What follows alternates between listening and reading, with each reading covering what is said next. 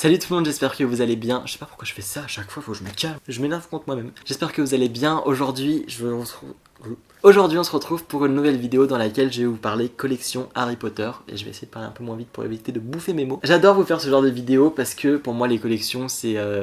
Ma collection Harry Potter c'est quelque chose que j'adore. Comme je le dis très souvent, on n'a pas besoin d'une collection pour être fan d'Harry Potter. Et je préfère le dire dans mes vidéos où je parle de collection parce que c'est important. Et que ça veut absolument rien dire d'avoir une collection, de ne pas en avoir. Toujours est-il que moi j'ai envie de vous parler de ma collection aujourd'hui dans cette nouvelle vidéo parce que je vous ai récemment parler de mes baguettes Harry Potter, de mes Funko Pop Harry Potter. D'ailleurs ces vidéos vous ont beaucoup plu, je vous remercie et je vous les mets quelque part par là. Et aujourd'hui je vous retrouve pour vous faire la suite de ces vidéos dans laquelle aujourd'hui, dans cette vidéo je vais vous parler de mes autres objets officiels Harry Potter qui ne sont ni des baguettes ni des pop, donc c'est ni des vêtements. D'ailleurs je vous ferai aussi une vidéo vêtements Harry Potter parce que j'en ai énormément. En gros cette vidéo c'est un peu mes items, mais je sais pas comment je vais appeler cette vidéo d'ailleurs. Des objets de collection, autres, mais ouais mes objets de collection, mais comment appeler ça, mes reliques, mes objets, mes répliques. Je sais vraiment pas du tout comment je vais appeler ça, mais en gros c'est mes objets officiels, enfin une partie de mes objets officiels que j'ai sélectionnés, que j'avais envie de vous présenter dans cette vidéo parce que je les aime beaucoup. Et vu que j'étais un peu nostalgique du YouTube où je filmais avec caméra à la main sur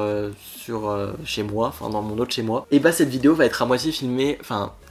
comme ça. Je sais pas si vous arrivez à comprendre ce que je dis parce que c'est quand même particulier. En gros, je vais vous commenter un petit peu les objets comme ça en face à face avec ce décor, tout en vous montrant les objets qui sont du coup chez mes parents, parce que j'ai pas pu tout ramener ici dans mon chez moi. Et du coup voilà, c'est un peu filmé à YouTube d'avant et enfin pas avec la même qualité que j'avais avant, mais moi ça me fait plaisir de pas forcément vous montrer ma face pendant que je présente les objets, mais d'avoir aussi voilà les vrais objets sur un fond blanc et j'espère que ça va vous plaire en tout cas. Le seul objet que je vais vous présenter comme ça à la main, c'est le premier objet, c'est la carte du maraudeur. C'est un objet tout particulier que j'ai ici, que j'ai ramené ici parce que je l'aime énormément. Il vient de la magie des films, c'était un des paper props que l'on avait à l'intérieur. Et je trouve cette carte juste trop belle. Je pense que vous voyez en plus, elle est genre juste super grande et encore elle est pas aussi grande que la vraie parce que celle-ci c'est un petit peu la petite entre guillemets parce que justement elle vient de la magie des films et c'est pas l'officielle qui est un petit peu plus grande, plus large, etc.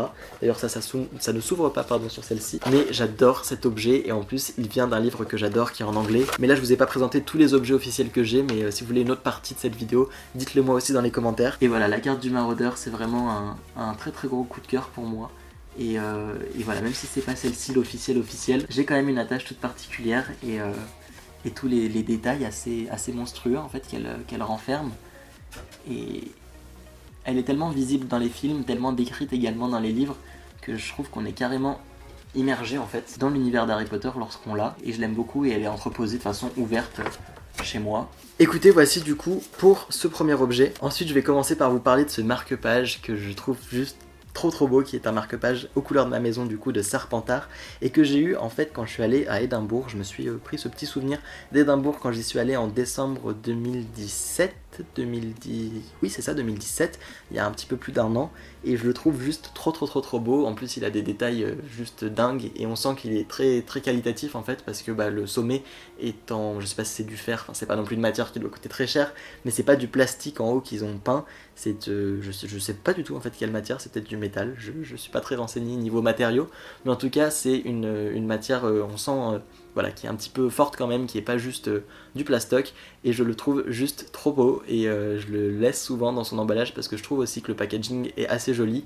et il faudrait que j'arrive à l'utiliser quand je lis des livres parce que j'essaie de m'y mettre, mais je vous avoue que je suis quand même un peu attaché au fait de faire tellement attention à ces objets de collection au point de ne pas les utiliser, ce qui n'est pas forcément une bonne chose, mais en tout cas c'est un objet que j'aime énormément et d'ailleurs il y a le prix dessus, voilà, si jamais ça vous intéresse, mais vous pouvez le trouver dans plein d'autres endroits, mais du coup ça me fait un souvenir en plus attaché à cette ville d'Édimbourg que j'aime énormément et qui est très symbolique par rapport à Harry Potter. Ensuite on a les bonbons de Bertie Crochu, vous les connaissez tous forcément, et ceux-ci viennent des studios Harry Potter. Je les ai pris en août il y a près d'un an et d'ailleurs je vais bientôt y retourner, là je suis trop content, je vous en ai parlé dans ma dernière vidéo.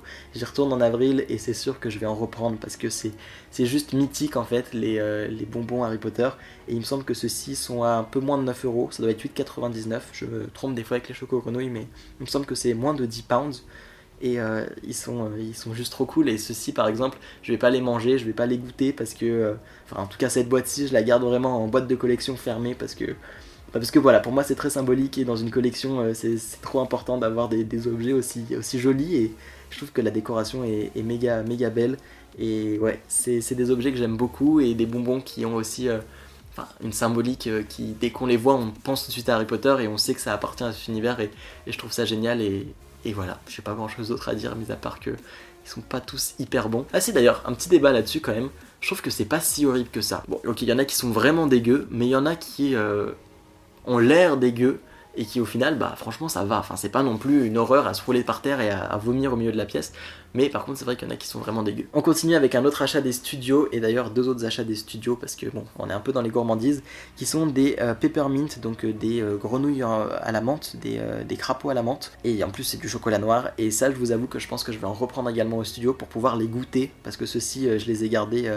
emballés en fait, voilà, toujours dans un esprit de collection et de un peu magasin, comme si c'était toujours en packaging, comme si on allait à Onedux et que bah ils étaient toujours emballés. Et je trouve que le design aussi est très très beau de la boîte. J'ai quand même vraiment envie de les goûter pour voir un peu quel goût ça a, mais de toute manière là ils sont enfermés depuis vraiment longtemps pour essayer de les goûter, donc j'attendrai d'y retourner pour pouvoir faire une petite dégustation. Mais voilà, pareil, un objet de collection que je trouve très joli et en plus qui a une symbolique très importante parce qu'il symbolise un voyage au studio. Et voilà, j'aime ça. Et je me répète beaucoup, comme d'habitude. Et on passe aux fameuses choco-grenouilles, parce que, voilà, Studio Harry Potter, Gourmandise Harry Potter, Onedux dit choco-grenouilles, et j'en ai déjà goûté une, par contre, de choco-grenouille. Bon, je vous avoue que c'est pas ouf, c'est un peu du chocolat avec du crunch, mais celle-ci, je la goûterai pas, parce qu'elle est un peu vieille, enfin, le chocolat est un peu vieux, et je pense qu'il a tourné, même, carrément, ou alors il en est pas très loin. Alors celle-ci, elle est pas emballée, mais j'en ai une autre qui est emballée de choco-grenouille, et j'ai la chance d'avoir 2 cartes, la carte de Helga Poufsouffle, on va essayer d'arriver à parler, et également la carte de Salazar Serpentard, et quand j'ai eu Serpentard, j'étais juste tellement heureux, genre merci, c'est bien sûr ma carte favorite, parce que celle du directeur, enfin du créateur de ma maison dans Harry Potter, et du coup j'étais juste trop heureux de pouvoir avoir dans ma collection la carte de Salazar Serpentard, et j'espère qu'elle va s'agrandir cette collection, parce que les cartes de Choco Grenouille c'est si beau à avoir et à collectionner que je vais pas m'arrêter là en tout cas. Ensuite on a un objet. Cet objet, je le trouve splendide et je vous en parle depuis que je l'ai. Ça va faire, je me semble que je l'ai eu au mois de mars l'année dernière. Ça fait presque 1 an que je l'ai. Je l'adore. Je l'ai eu dans le swap avec Nin et c'est le journal de Tom Jedusor. Merci encore de me l'avoir offert parce que cet objet c'est probablement un de mes favoris. Je vous en parlais sur Instagram d'ailleurs récemment et je vous disais que voilà, si je devais vous dire un des objets que je préfère, je pense que dans ma collection c'est vraiment le journal de Tom Jedusor. Bah, il y en a un autre aussi que vous allez voir dans pas longtemps d'ailleurs, mais voilà, je l'aime juste énormément, il est plein de détails, il est tellement ressemblant à celui qu'on a, à l'aspect qu'on a dans les films, et il me fait tellement... il me plonge dans l'univers dès que je le vois, et à la fois c'est un objet très simple en fait, du quotidien, c'est un carnet, et je le trouve vraiment, je trouve qu'il dégage quelque chose en fait, et presque il dégage de la magie. Alors vous allez peut-être me prendre pour un dingue, mais moi je le vois comme ça et j'écrirai pas dedans parce que c'est un objet que je considère objet de collection, mais je le trouve juste magnifique. Ensuite on passe à un objet que j'ai eu très récemment dans les box que j'ouvre, que j'unboxing tous les mois sur ma chaîne, que j'unbox, on va peut-être essayer de respecter le vocabulaire. C'est une tasse Harry Potter du coup qui est en verre et un petit peu en mode, vous savez les trucs américains, new-yorkais, genre je bois mon petit thé, mon petit café dans un espèce de... je sais pas comment ça s'appelle, ça doit avoir un nom, ça ressemble aussi au truc du Starbucks, mais en gros voilà, une petite shop, un petit mug très beau avec du coup au-dessus ce couvercle en plastique bleu, et le reste on est sur des pulls tricotés par Molly Weasley et j'aime beaucoup ce design. Les tasses par exemple ça me gêne pas de les utiliser même si elles sont dans ma collection, je trouve que, enfin ouais, j'aime bien les utiliser même au contraire, enfin sauf certaines, il y en a une Serpentard de Primark, je ne peux pas l'utiliser tellement elle est belle, mais du coup voilà, si vous ne l'aviez pas vu, je l'ai eu très récemment et c'est un objet officiel que j'aime énormément aussi. Pour revenir un petit peu au studio Harry Potter, parce que bon, je suis un grand fan, je pense que vous l'aurez compris, des studios Harry Potter, j'avais acheté le retourneur de temps, parce qu'en gros j'en avais un de chez Running Press, mais il était du coup en bois, je sais pas si vous voyez celui de Running Press à quoi il ressemble, j'aurais dû le prendre en photo pour vous montrer, mais en gros il est en bois et il a toujours le sablier au milieu, mais en réalité l'autre est en couleur dorée on va dire, et du coup au studio j'en ai profité pour le prendre, même s'il est un petit peu plus grand que le vrai de Hermione. Je le trouvais super joli et en fait je l'ai laissé pour l'instant même dans son emballage parce que je l'affiche en fait avec le petit anneau qu'on voit en haut et en fait je pourrais l'accrocher avec le petit anneau d'en dessous, mais j'y ai pas pensé, enfin bref, mais du coup voilà, je le trouve juste trop beau et très brillant, vraiment comme dans les films, juste un petit peu plus gros quand même. et pourquoi pas, si je trouve une chaîne, essayer de l'accrocher pour que ça rende encore plus joli. On passe maintenant à un autre objet, et c'était ma sœur qui me l'avait offert il y a peut-être plus de 2 ans, même 3 ans, et je l'aime beaucoup, c'est le déluminateur du coup de Ron, de Dumbledore comme on veut. Un objet juste super joli, très fidèle au film aussi, que j'aime beaucoup, comme le journal de Tom Jedusor. C'est vraiment 2 objets auxquels j'ai une attache très particulière, aussi peut-être parce que ce sont des personnes que j'aime qui me les ont offerts, et du coup ça donne une autre dimension à l'objet, on va dire. Mais c'est des objets que j'aime beaucoup, qui me rappellent aussi voilà, des situations quand je les ai ouverts avec les personnes, etc. Et voilà, qui est très ressemblant. Celui des studios est un petit peu plus foncé, j'avais fait la comparaison quand j'avais pu y retourner en août. Mais voilà, c'est un objet qui n'a malheureusement plus de piles d'ailleurs. Voilà, au bout d'un moment les piles se sont usées, mais elles se remplacent, j'ai vu. Et ouais, c'est un objet qui a toujours été, on va dire, ouvert dans ma collection, enfin qui a toujours eu le capuchon enlevé pour vraiment le voir, parce que je trouve qu'il est si beau comme ça, d'un espèce de bleu, vert, émeraude. Enfin non, c'est pas cette couleur l'émeraude, mais bref. Il est juste trop canon, et voilà, je pense que vous comprendrez ma folie et ma non-possibilité d'exprimer des mots sur ce que je ressens. Toujours offert par Nin, on a le stylo baguette, et c'est le premier que j'ai eu, qui est celui de Narcissa Malfoy, un personnage que j'aime bien, et je trouve surtout que sa baguette est tellement détaillée, et l'avoir en fait en version miniature en attendant que je craque pour la vraie en résine, et bah je trouve ça trop cool, et du coup c'est un vrai stylo avec lequel on peut écrire. Mais ça par exemple aussi, je pense que ça me gênerait pas d'écrire avec le stylo, parce que ça va pas abîmer l'objet, on va dire. Mais voilà, je le trouve juste trop beau, et dans une collection aussi à afficher, je trouve ça très joli, avec comme ça l'aspect un petit peu argent entre le manche et la lame de la baguette. Et ouais, vraiment une baguette très détaillée avec les clous comme ça que j'aime beaucoup, et qui est rattaché à un personnage très intéressant aussi dans la saga Harry Potter, que je trouve on apprend à connaître, et notre avis évolue sur Narcissa Malfoy. On le voit avec un petit peu de distance Harry Potter, enfin c'est mon avis, mais voilà pour ce personnage. Et on termine avec un des premiers objets Harry Potter que j'ai eu, qui n'est autre que le vif d'or. Et voilà, c'est un vif d'or de chez Running Press aussi, si je dis pas de bêtises.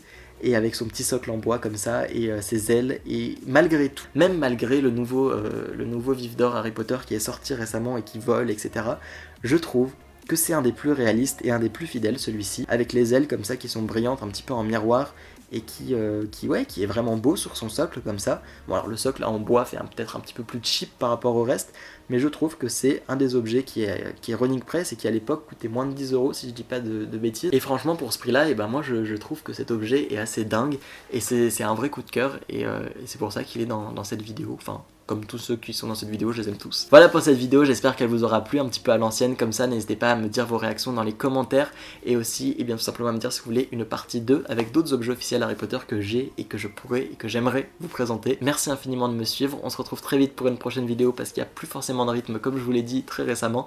N'hésitez pas d'ailleurs à vous abonner à ma chaîne juste ici pour ne rater aucune prochaine vidéo, ou à regarder une précédente juste là. Je vous souhaite plein de belles choses, prenez soin de vous et à très vite. Ciao ciao.